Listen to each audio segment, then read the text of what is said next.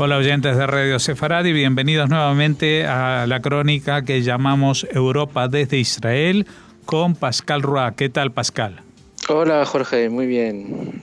Hoy, en vez de concentrarnos en un tema en especial, vamos a hacer una especie de magazine recorriendo tres países que tienen en este momento, tres países de Europa que tienen cierta vinculación con el tema judío o israelí. Vamos a empezar por tu propio país, por Bélgica. Ahí, ¿qué está pasando?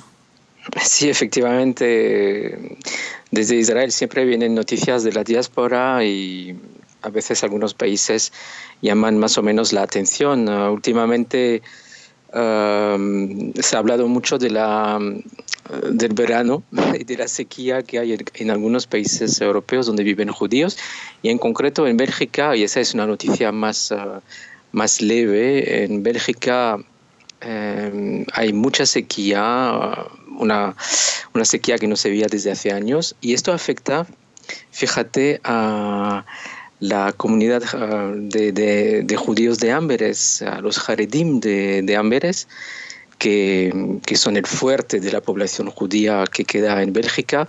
Hablamos de unos 20.000 judíos con muchas sinagogas, y cualquiera que haya visitado Bélgica conoce muy bien estos barrios donde viven los Haredíes de Amberes. Pues ellos tienen cada año un ritual que se extiende también en otras comunidades Haredíes en el mundo, que es el ritual del Tashlich, que yo personalmente no conocía, pero que después de informarme me he enterado de que es un ritual de expiación y de arrepentimiento que consiste en Rosh Hashanah, que es dentro de pocos días, sacudirse la ropa y tirar, en este caso, migas de pan a un pequeño lago cercano a la comunidad, en un parque que se llama Stadspark. Bien, ¿qué pasa? Este año no hay agua suficiente.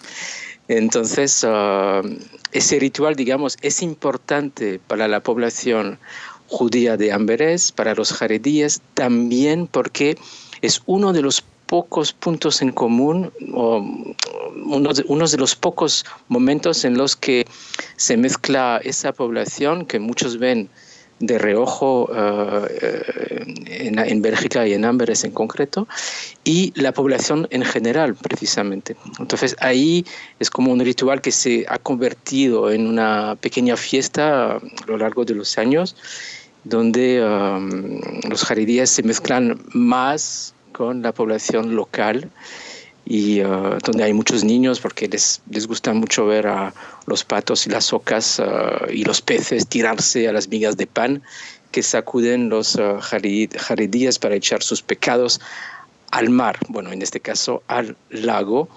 Y entonces con esta sequía pues se está estudiando cómo hacer este año ese ritual, y como hay muchas restricciones en toda la población belga, pues no usar piscinas. Bueno, no es que haya muchas piscinas al aire libre en Bélgica, pero no se puede regar los jardines y tal.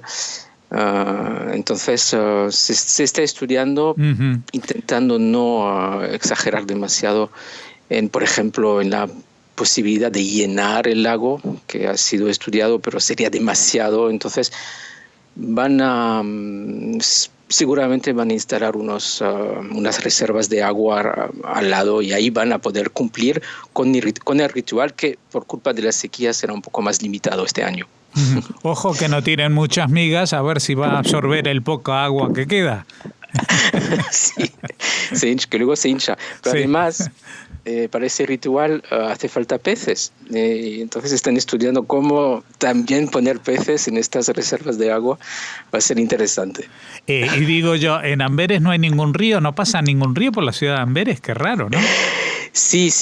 Se estaba estudiando también eso, pero no quieren alejarse demasiado de la comunidad. Por eso ese parque, Stadspark se llama, era como más interesante para ellos. Bueno, pero que igual se quedan sin el espectáculo público, pero como liturgia sí se puede cumplir en cualquier vía de agua, o sea que... Sí, incluso, bueno, me he informado, incluso hay gente que lo hace en su propia bañera, en su casa, fíjate. Eso ya me parece poco ortodoxo, pero bueno, Sí.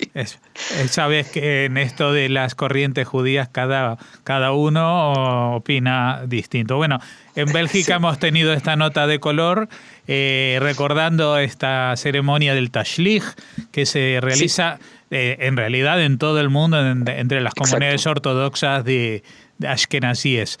No, Exacto. creo que no, los sefardíes no las realizan, pero sí entre los ashkenazíes ortodoxos. Y ahora nos vamos muy cerca porque cruzando la frontera está Alemania y ahí se está montando una que es complicada, ¿no? Sí, sí, bueno, también lo habéis tratado mucho en vuestros programas cotidianos. Pues también desde Israel se ve con mucha preocupación cada vez que hay manifestaciones de tal envergadura en Alemania, de neonazis, de fuerzas de extrema derecha, siempre se ve con esa preocupación que corresponde a ese país, a Alemania. Y lo que ha pasado, lo que está pasando desde este fin de semana en Chemnitz, pues esa ciudad de Sajonia que antes en la Alemania del Este se llamaba Karl-Marx-Stadt, perdón, pues se ve con esa inquietud y también se estudia un poco. No se intenta entender qué está pasando en un estado donde Sajonia, que ha visto florecer Pegida, que es ese movimiento de extrema derecha que tiene como objetivo eliminar la islamización de Occidente, ¿no? Los patriotas europeos contra la islamización de Occidente, que fue fundado en Dresde, y también un estado donde precisamente el nivel de extranjeros es el más bajo de toda Alemania. Entonces es toda la paradoja de Alemania. Entonces lo que se ha visto con mucha preocupación son las imágenes que también habéis comentado de saludos nazis, de consignas hitlerianas nazis que están sumamente condenadas en Alemania y que aquí al parecer o la policía se ha visto desbordada o se habla mucho de posibles complicidades entre miembros de las fuerzas del orden y algunos manifestantes, entre otros de Pegida o del partido AfD, Alternativa para Alemania, que también tiene mucha fuerza ahí.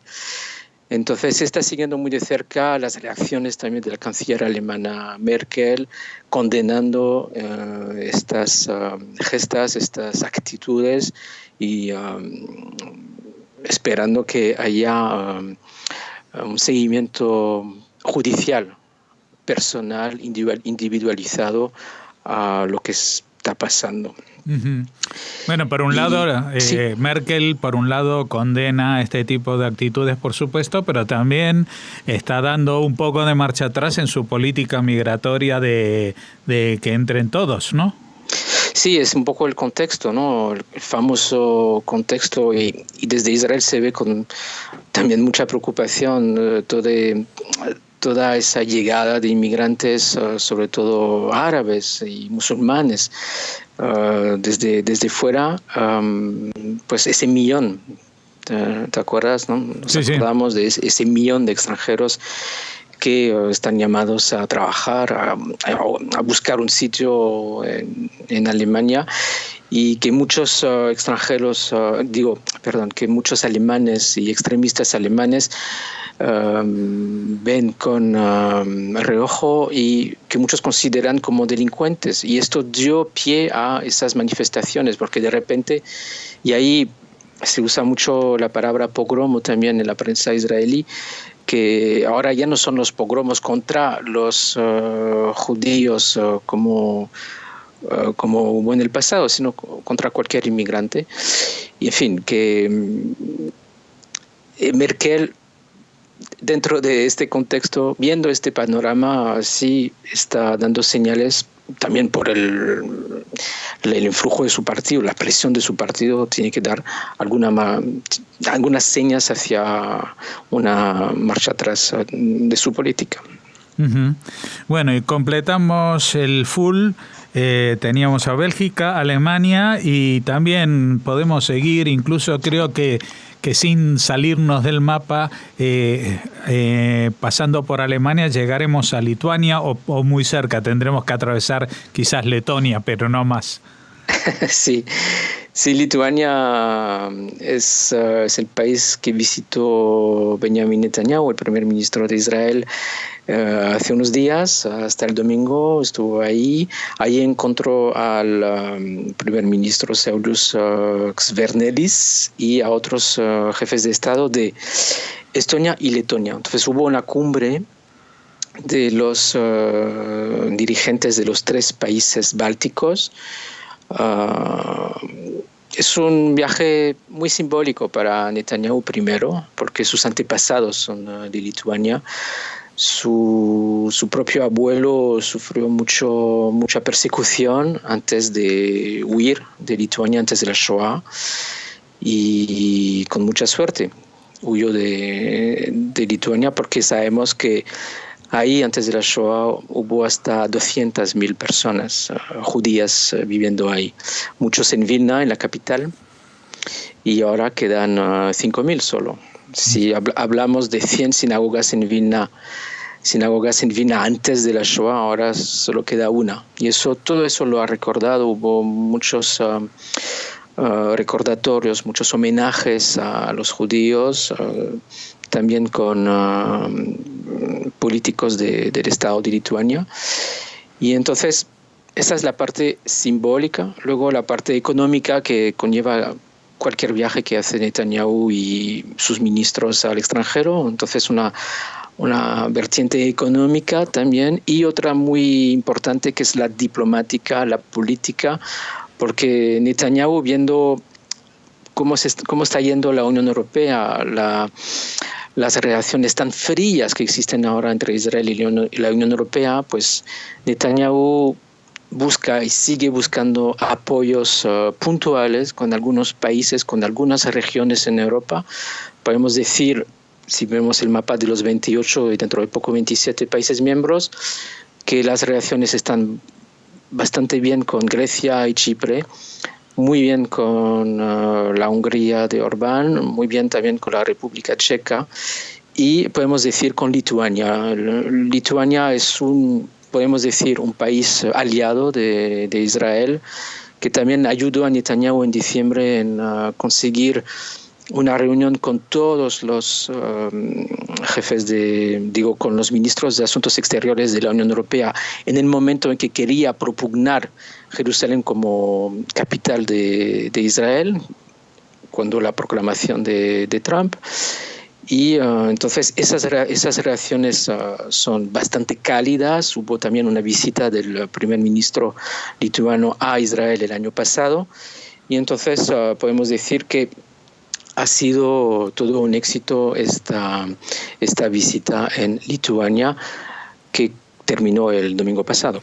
Uh-huh. Y bueno, también hay que destacar que Lituania, respecto a su responsabilidad respecto a los judíos y el papel durante el Holocausto, no ha tenido la misma política, por ejemplo, que Polonia. Lituania desde el principio ha reconocido todos los problemas que pudieran haber tenido, ¿no? Exacto. Y también lo ha reiterado el primer ministro Skvernelis en esta visita, diciendo que no se podía rehacer el pasado, pero que sí se podía reconocer, por lo menos reconocer la responsabilidad de su país, de su Estado en la complicidad con el régimen nazi. Y esto es muy importante que lo haya dicho. Y también hubo una ceremonia de reconocimiento de los justos entre las naciones que hubo en Lituania, y esto fue también dentro del marco de los homenajes que hubo en este país. Muy bien, pues con este recorrido, con este full de países europeos, empezamos por el por el oeste, por occidente, nos fuimos al centro y acabamos en el este de Europa. Bélgica, Alemania y Lituania. Pues te agradecemos esta crónica de hoy respecto a cómo se ve Europa desde Israel, desde la perspectiva judía y desde la perspectiva del propio Estado. Muchas gracias, Pascal Roy. Gracias.